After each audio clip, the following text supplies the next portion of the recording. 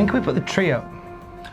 Anytime from December the 1st. I'm getting like all of the people on Twitter. Oh, it's too early. It's too early. Nah, you mate. put yours up. No. End of November, didn't you? Middle of November, mate. Heck yeah! That's not on. No, that's too much. Me and my good lady don't spend Christmas together, so we always say let's maximise the usage. What's it? Just leave of that up the tree. all 365 days a year. Then Mate, you want to maximise the usage. Mate, I'm pushing for it. I'm pushing for it. News. An NXT superstar is threatening retirement if he moves to Raw or SmackDown. A current WWE superstar has trademarked his former indie name. And is a WWE commentator finished on Raw? We'll talk about this in a moment. Tommaso Ciampa. Ciampa. I get a lot of heat for how I pronounce his surname. What's the other one? Jessamine Duke that you can't do. Jessie Manduke. Jessie Manduke. Keith, I just call her now.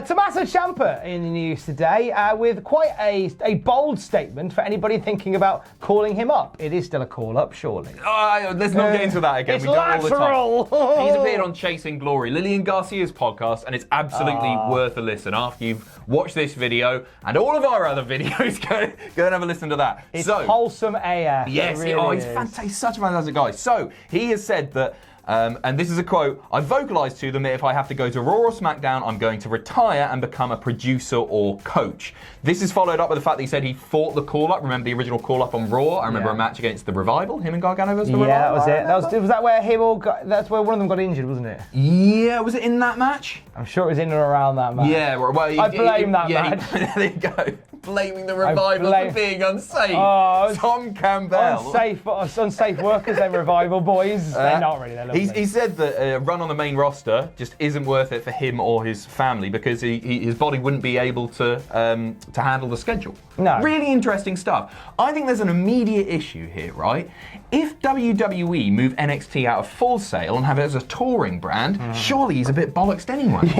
Yeah, that is the rumour. Right? That is the hard rumour. I think, do you know what? If NXT become a touring brand, I think he'd be all right for it. I think this is just him going, I don't want to go to Raw or SmackDown. I've seen what you do to people there. I do not want to go. Don't send me back to dark place. You might be right because the work rate's so much higher on NXT and the NXT live events than it is on like an episode of Raw or a Raw house show or a SmackDown house. You're completely right. Of course he's doing that. Of course he's doing that. He still want to go to Raw or and SmackDown. say it publicly, and then they'll be like, "Oh no, don't approach Ciampa. He doesn't want to go anywhere. It's for his own good. It's good for him. Good for him. It is, but isn't Working it a shame? the Vince. Isn't it a shame that we reached this point where like people were on NXT and it was seen as like the holy grail that you get to Raw or SmackDown. I remember watching those early documentaries for NXT and watching like people getting like where you see like Apollo Crews get called into an office and say, yeah, we're bringing you to Raw. And like him like crying and being so emotional about it. Where to the point now, it's like, if you get called into a room and said, you're going to Raw, you cry.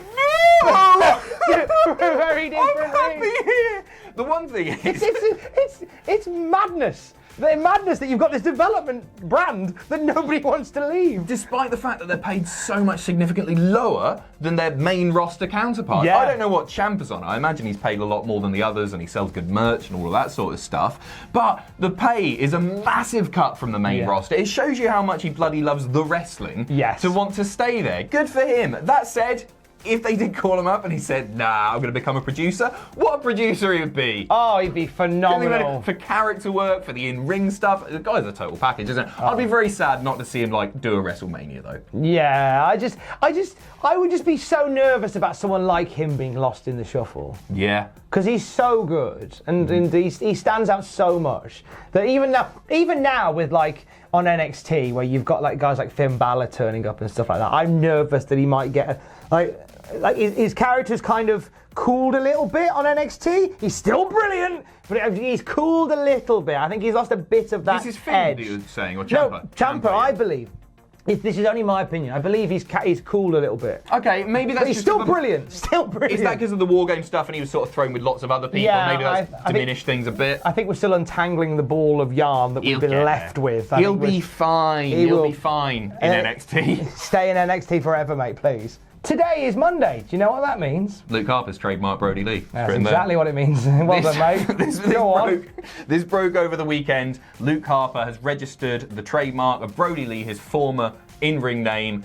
before he got to WWE, which once again indicates that he's not long for the company, basically. Like, you wouldn't do that unless you wanted to use it. It's interesting to note the class in which he's filed this in. So when you file a trademark, you file it in lots of different classes, or you choose your classes to file it in. He's trademarked it in entertainment services, namely wrestling exhibits and performances by professional wrestler and entertainer. So this isn't about merch necessarily. I mean, that plays into it, but this is about using the Brodie Lee name as a wrestler. WWE haven't trademarked it. They don't want to do it. Luke's gone when his contract's up. Surely. It seems that way, doesn't it? We've talked about this countless times. He would flourish wherever he goes. I'd be really, really excited. I've watched a lot of his old Brodie Lee indie stuff recently, and he's so bloody good, such a good character guy. And we see shades of that in WWE, but he's never been really given the push that he deserves. Have you noticed that we've had a lot of trademark news lately? Has somebody just discovered trademarking? Well, yeah, it feels like there's like, I don't know how it works in the US. I imagine it's similar, but there's like a 3-month opposition period when you do one in the UK. So you can see. So if you're on the ball, which some people appear to be, looking at like who's trademarking what. Like Cody's got caught recently doing it. It's really interesting. I like it. Can we hire a trademark analyst? Somebody whose job it is just to constantly go ding, ding, ding, ding, ding. I think we Disney have trademarked Nickelodeon. Oh! I think we needed the trademark analyst when I cocked up and tried to register double jump instead of triple jump and got caught out. That's when we needed that. But we're fine now. So that's Go what and those, subscribe. That's what those pillows are. So Brodie Lee, AEW. That's what I want. Yeah. Do you know what? That's a good fit as well, isn't it? Yeah. That's a great fit. Bro, imagine Brodie Lee coming in and kicking Jericho's head off. They've got a few. Let's put him straight at the top, sod it. They've got a few big men who are great, like if you can count Swagger, Wardlow, obviously. They've got a few, but like, he's deceptively large, that man. Obviously, he looks big on WWE TV, but that's because WWE is the land of the giants. He is a big boy, and he'd do very well in AEW. John Moxley. I said John Ambrose then, which is a weird hybrid. Help me, Father. John Moxley and Brodie Lee, I seem to recall, had a knockdown drag-out affair on the Indies. Yes. A while back. Oh, where was it? Where was it? Let's know in the comments. I want to say CZ Dub. It might have been CZ Dub. It might have been. Let us know. Was it Florida Championship Wrestling? Was it Ohio Valley Wrestling? Was it WCCW? It wasn't Raw or SmackDown. Dio has rocked for a long, long time, and now it's time for him to pass the torch to Samoa Joe. Yeah, right. Pourquoi? Dio Madden, you might remember a few weeks ago, got knackered by Brock Lesnar. He's not been on WWE TV since. Samoa Joe subbed in for him a couple of weeks ago, and it's been announced now that Samoa Joe is currently planned to announce Raw tonight, in fact, with Vic Joseph and Jerry Lawler, which indicates there's a lot of speculation online right now that Dio Madden may be done on WWE commentary on Raw, which I think is sad. I thought it was one heck of an attack by Brock Lesnar. Yeah, it's a long time to be selling. Don't get me wrong, I like the fact that they're selling and selling and selling, but I don't think that's what it is, actually. I think that, yeah, this does indicate that he may be done, which is such a shame when Jerry Lawler is still there. I don't think Dio was that bad. I think it was good. I thought he was enjoyed excellent. It. I enjoyed it. I think this is a real shame. I guess it's somebody that Vince just didn't get, maybe. It's a shame. It's a shame, yeah, it's a shame when it falls out. But hey, look, if it means that Samoa Joe's going to join the comms. The best talker slash wrestler in the biz. I truly believe that. It goes Heyman, who obviously doesn't wrestle, and then Samoa Joe. Wow, is like, really? Name someone better in WWE. You can't. Hang on. You can't. Hang on. You Hang on! You can't. I was saying can't. I wasn't being nasty. Midian. Yeah. Dennis Knight. Good old Dennis Knight. Hell of a good. Todd Pettingill. Todd Pettingill's great. It's not the criteria I'm after, Tom. A current WWE talker. I know you're saying Miz. Joe's better, and that's a fact. That's not an opinion. Okay, that's fine. What have you thought of Jerry Lawler? He's okay. He's just signed another deal. Yeah. You know what? At this point in both of their careers, I can't believe I'm saying this, but I think he's better than JR. Oh. You? Out of the two, I am preferring Lawler's work. But that's like saying, like, would you rather a punch in the face or a punch in the ear? No, like, I don't think either of them are doing their best work. I think, like, and their heyday in the late '90s, they were the iconic team. Like when you do an impression of a commentator, you do an impression of JR. Like that is how much he has seeped into the very being of the industry, and that's never taken away. But I feel like JR has been a bit of a, I'm going to say it, a bit of a letdown in AEW. I'm sorry, but he just seems, I don't know whether it's just like he's just a bit more chill than he used to be. He just seems a bit disinterested. He's just older, isn't he? But like, I know he's passionate because I listen to Grill and JR, and he's passionate about the product. Like he cares, but I just don't hear it. I think a lot of the time that he was in WWE, he had a significant backstage role also. He was really familiar with the guys that he was talking about on screen. He doesn't have that in AEW, and I think he just trips up sometime.